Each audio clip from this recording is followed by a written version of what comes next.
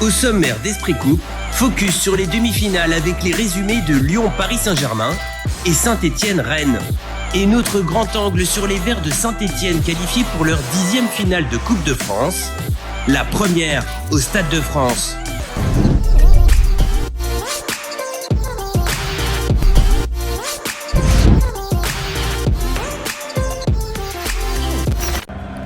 La première rencontre du dernier carré de la Coupe de France opposait Lyonnais et Parisiens au Parc OL, un stade où la formation présidée par Jean-Michel Aulas a remporté 3 de ses 5 derniers duels à domicile contre le PSG de Neymar et Mbappé.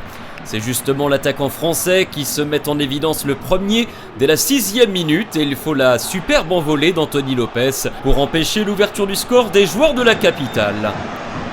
Et quelques minutes après la réponse lyonnaise, signée Léo Dubois, c'est Karl Toko Ekambi qui est décalé côté droit et centre en retrait pour Martin Terrier qui trompe Keylor Navas.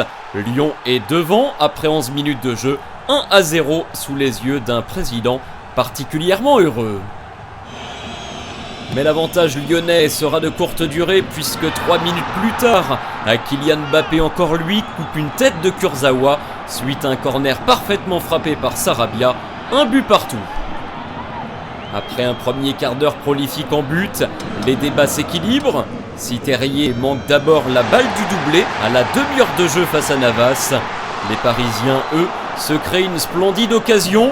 Neymar déborde sur la gauche et offre un amour de ballon pour Edinson Cavani. La reprise instantanée de l'Uruguayen est remarquable, mais s'écrase sur le poteau. À la mi-temps, le score est toujours de parité. L'Olympique lyonnais n'a plus gagné le moindre titre depuis 2012 et ne souhaite pas vivre un deuxième échec consécutif en demi-finale de la doyenne des coupes. Mais les joueurs de Rudy Garcia vont voir la partie basculer sur un nouveau déboulé de Kylian Mbappé dont le centre retombe sur la main du Brésilien Marsal. Penalty et deuxième carton jaune pour le défenseur de l'Olympique lyonnais, contraint de laisser ses partenaires à 10 pendant plus de 30 minutes. Une double sentence qui sera confirmée par la réalisation tout en maîtrise du Brésilien Neymar qui inscrit là son tout premier but dans la compétition cette saison. 2-1 pour Paris, les Lyonnais ont pris un coup sur la tête et ne s'en relèveront pas. Pire encore, ils se transforment spectateurs d'une action géniale, signée Mbappé à 20 minutes du terme. Un véritable festival complet de 60 mètres, allant de la récupération du ballon à la finition, une action 100% de l'attaquant français. La fin de match est pénible pour des Lyonnais fatigués et en infériorité numérique. Et à la conclusion d'un énorme cafouillage, Pablo Sarabia fait honneur à son statut de meilleur buteur de la Coupe de France. C'est ici sa 7e réalisation et ça fait 4-1 pour le Paris Saint-Germain. Enfin, dans le temps additionnel, le génie de Bondy s'offre un triplé en 2 temps. La fête est totale pour le club de la capitale qui ambitionnera de remporter fin avril une 13e Coupe de France dans son histoire et ainsi asseoir un peu plus son record de titres. À minima, le PSG s'offre une 6e finale consécutive. Remarquable.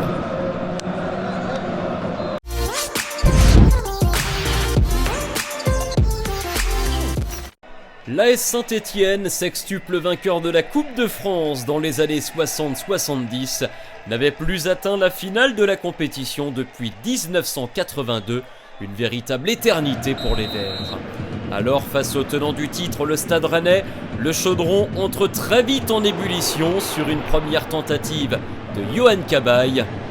La formation de Claude Puel insiste, et sur cette déviation astucieuse de Loïs Diony, Cabaye croit cette fois offrir le premier but à son équipe, mais le capitaine Da Silva joue les pompiers de service.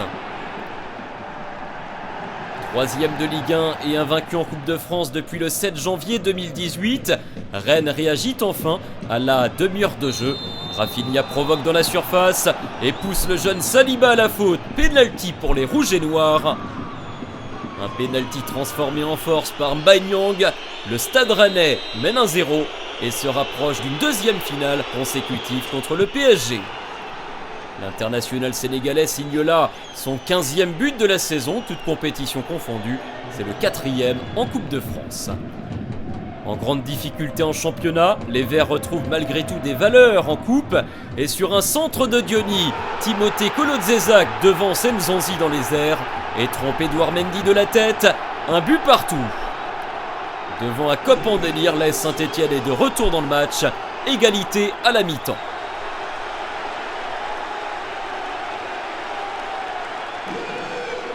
La seconde période s'annonce excitante dans ce remake de la finale de Coupe de la Ligue 2013. Les Rennais attaquent pied au plancher, Rafinha combine avec Traoré sur le flanc droit, le Malien centre fort devant le but stéphanois, mais Debuchy sauve son camp in extremis. Rennes est encore proche de faire la décision sur cette action en 3 temps, mal conclue par James Lea Siliki.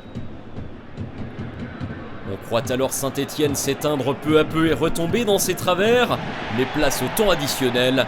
Centre de Camara, reprise de Debuchy, parade de Mendy et sauvetage miraculeux de Traoré dans les pieds de Charlaby. Le chaudron bouillonne à nouveau. Et l'irréversible se produit à la dernière minute. Sur ce ballon perdu par Steven Nzonzi, le revenant Riyad Boudbouz crucifie les Rennais d'une frappe imparable et fait chavirer Geoffroy Guichard. Quelle revanche pour l'international algérien, entré en jeu 10 minutes plus tôt, qui qualifie l'AS Saint-Etienne pour sa première finale de Coupe de France depuis 38 ans. Le dénouement est terrible pour le stade rennais de Julien Stéphan, qui voit enregistrer sa première défaite en Coupe de France dans sa carrière d'entraîneur. La joie des supporters est à la hauteur de l'attente. Le scénario, lui, est digne de la coupe de tous les possibles. Saint-Etienne fait tomber le tenant du titre. Les Verts rejoignent en finale Paris comme il y a 38 ans. L'envahissement du terrain à la hauteur de la joie et de l'émotion des supporters stéphanois. Geoffroy Guichard est en fête. Saint-Etienne se qualifie pour la finale de la Coupe de France et retrouvera le Stade de France le samedi 25 avril prochain.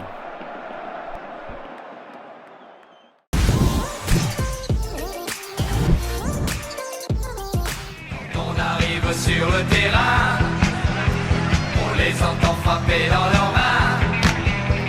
Avec eux nous chantons, Saint-Etienne sera champion. Allez, qui c'est les plus forts? Évidemment c'est les Verts. On a un bon public et les meilleurs supporters. On va gagner, ça c'est juré. Allez, allez, qui c'est les plus forts? Évidemment c'est les Verts. Nous on joue au football et on n'a pas de frontières. Main dans la main, on va plus loin, plus loin. Allez, allez, les Verts. Allez, allez, les Verts. Les supporters sont venus. Grand angle, AS Saint-Etienne, c'est parti. Elle fait partie des histoires que l'on aime à écouter encore et encore. Qu'on l'ait vécu ou non, la grande époque de l'AS Saint-Etienne et ses innombrables finales demeurent un immense chapitre de l'histoire du football français. Cette fameuse Coupe de France remportée par les Verts de Saint-Etienne, vainqueurs par 2-1 des Rouges de Reims. Il ne reste plus que 5 minutes de jeu et une balle perdue récupérée par Farison. C'est la bousculade de Masclo. Farison tombe, c'est le pénalty. Battenet ne laisse aucune chance à l'Odu. Il reste 3 minutes de jeu. Stéphanois, toujours à l'attaque, obtiennent un corner. Farison le donne. Tous les Rémois sont en défense. Mercadier, le plus grand des Verts, monte et d'une tête. L'histoire semble d'ailleurs si familière qu'on en oublierait presque que le dernier succès des Verts en Coupe de France date de 1977. Let the first sound you hear. Voilà 43 ans que la vieille dame se refuse à la ville aux 7 collines. Le légendaire Dominique Rocheteau se souvient. Ça fait partie de mes plus beaux souvenirs. Les 3 coupes que j'ai gagnées, c'est des grands souvenirs, quoi. Ça reste des grands souvenirs. La première avec Saint-Etienne contre Reims. En 77, on a joué la finale de la Coupe d'Europe en 76. Voilà, pour se situer, on est favori. on est favori. Mais en Coupe de France, on le sait, il y a un nivellement des valeurs. Et que ce soit sur un match, on le voit, même maintenant, il y a eu des surprises. Des équipes de National 2 ou de National qui ont éliminé des Ligue 1. Donc sur un match, tout peut arriver. Il y a l'histoire, parce que les titres, c'est important, ça reste. Et là, on est à un match d'une finale de Coupe de France. On a un match du Stade de France, parce que faut pas oublier le Stade de France. La dernière fois qu'on était au Stade de France, c'était pour la Coupe de la Ligue en 2013. Et on a vu la ferveur qu'il y avait eu avec nos supporters. Je pense qu'on avait 50 000 supporters ce jour-là. Plus qu'une équipe, plus que des supporters, c'est tout un peuple qui espère voir Saint-Étienne renouer avec sa glorieuse histoire, à quelques heures d'affronter le Stade Rennais à Geoffroy Guichard en demi-finale de la Coupe de France. À quelques heures du match, Claude Puel et ses joueurs en sont aux répétitions. Décisif contre Monaco en 8e de finale avant d'éliminer Épinal au tour suivant, Mathieu Debuchy et son compère Franck Honorat ont des rêves plein la tête. C'est toujours un bonheur immense. J'ai le souvenir justement avec Lille et mon club formateur de pouvoir soulever cette Coupe de France. C'est des souvenirs qui restent gravés.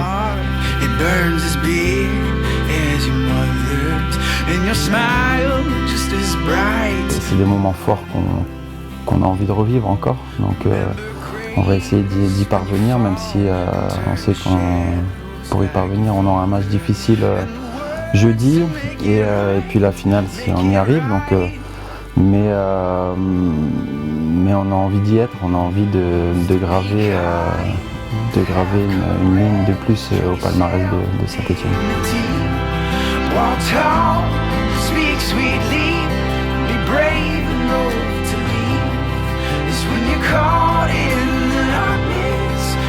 C'est rare dans une carrière d'aller jusqu'au bout et on a la possibilité de le faire et d'aller jouer au Stade de France, donc c'est quelque chose d'extraordinaire à vivre en tant que joueur. Tous les joueurs rêvent de jouer une finale de Coupe de France, donc voilà, et aller au Stade de France avec Saint-Étienne, avec tout le peuple vert. C'est ça il faut penser surtout à ça, je pense. C'est ça la motivation. Motiver les gars comme il le faut pour leur faire comprendre que c'est des belles choses à vivre et puis c'est pas des choses qu'on peut vivre tous les ans, donc il faudra y aller à fond et ne rien regretter à la fin. Dans les rangs stéphanois, l'heure est à l'union sacrée pour renouer avec la gloire d'antan. Pour moi, quand on m'a parlé de Saint-Étienne, j'étais fou. Voilà, je ne m'attendais vraiment pas. Il y a une histoire, il y a quelque chose qui est nulle part ailleurs dans un autre club. Et on le voit, et je l'ai vu la première fois que j'ai commencé à faire mes premières minutes au Chaudron. Voilà, c'est extraordinaire. Et même quand on est fatigué, quand tous les supporters chantent et crient pour nous, voilà, on n'est pas fatigué. Et voilà, j'ai l'impression de voler sur le terrain. Le public stéphanois, je pense que pour moi, c'est l'un des meilleurs publics de France et c'est un public qui est fidèle, qui est là même dans les matchs à l'extérieur, même à des milliers de kilomètres, qui est toujours présent tous les week-ends. On le voit, c'est un public qui met beaucoup d'ambiance et qui soutient son équipe, donc ils ont une importance particulière justement dans ces matchs décisifs. Allez les Verts, oui. Allez les Verts. Jour de match à Saint-Étienne. À quelques minutes de défier Rennes, le Chaudron se remplit de la plus puissante des potions magiques, la ferveur de son peuple vert. On espère se qualifier, hein. C'est important parce qu'il y a une série de défaites un peu en ce moment. Qui c'est les plus forts évidemment, c'est les Verts.